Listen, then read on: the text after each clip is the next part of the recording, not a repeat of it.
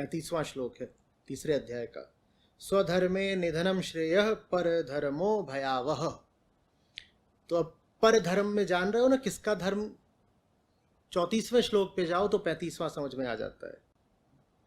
इंद्रियां अपने धर्म का निर्वाह कर रही हैं, तुम अपने धर्म का निर्वाह करो। इंद्रियां पराई हैं, इंद्रियों को उनका धर्म निभाने दो। तुम इंद्रियों का धर्म मत निभाने लगना, क्योंकि परधर्म भयावह होता है। अपने धर्म में तुम आज मर भी जाओ अर्जुन तो कोई बात नहीं, स्वधर्मे निधनम श्रेय, पर इंद्रियों के धर्म पर मत चलने लग जाना। आत्मा के धर्म पर चलते हुए मर जाओ कोई बात नहीं, मन के धर्म पर मत चलने लग जाना। मन को अपना काम करने दो। मन रोएगा, मन शोक करेगा। सामने द्रोण हैं, उनको जब तुम्हारा बाण लगेगा हो नहीं सकता अर्जुन कि तुम रो नहीं। मन को शोक होगा, आंखों को अश्रु होंगे, बिल्कुल ठीक है।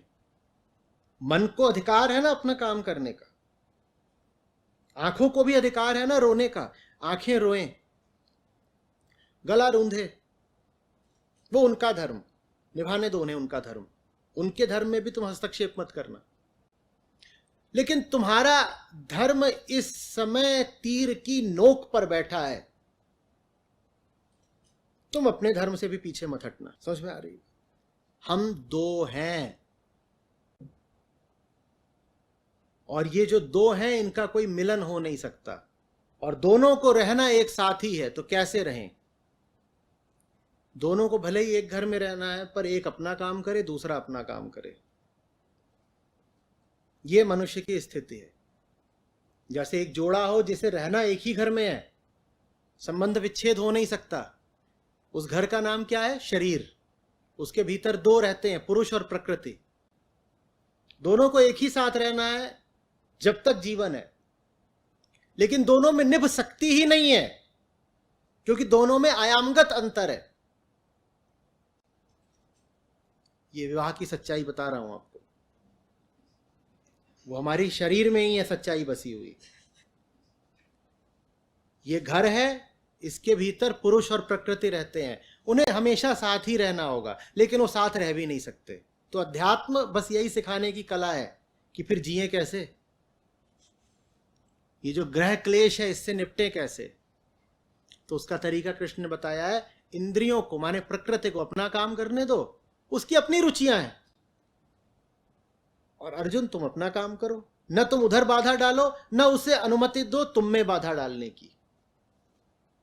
वो अपना करे, तुम अपना करो बस। और उसके प्रति सम्मान रखो, नमन ही कर लिया करो, उसको नमस्कार करो, अपना काम करो। सुंदर रूप से अनुष्ठित माने बहुत आकर्षक लगने वाला, पर धर्म की अपेक्षा गुण रहित होने पर भी निज धर्म श्रेष्ठ है। गुण रहित माने जिसमें प्रकृति का आपको कोई लोभ या परिणाम नहीं मिलना है, कोई सुख नहीं मिलना है। गुण माने यही सब होता है। अपने धर्म पे चल के कुछ ना मिलता हो तो भी अपना धर्म श्रेष्ठ है, और दूसरे का धर्म बड़ा खींचे, लुभाए, मोहित करे तो भी उधर चले मत जाना। यहां दूसरा कौन है?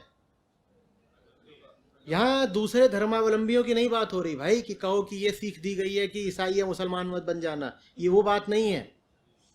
यहां तुम्हें सिखाया जा रहा है तुम्हारे बारे में। पराया यहां किसको बोला जा रहा है? शरीर को, प्रकृति को, इंद्रियों को, मन को। ये पराये हैं, और इनका भी अपना अपना सबका धर्म है। धर्म तो क्या ही है, ढर्रा है, उसको धर्म कह रहे हैं।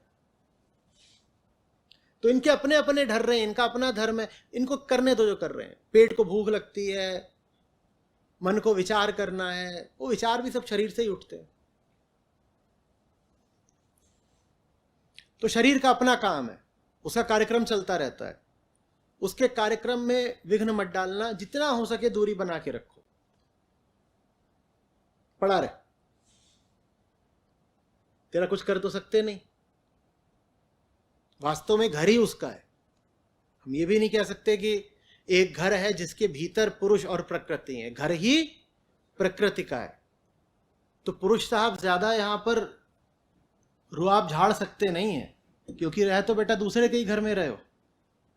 ज्यादा चेतना चेतना क्या करते हो?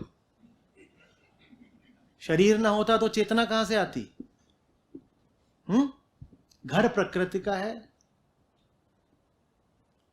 तो उसके साथ ज्यादा बहस, जोर जबरदस्ती और लड़ाई वगैरह का कोई तुक बनता नहीं अर्जुन।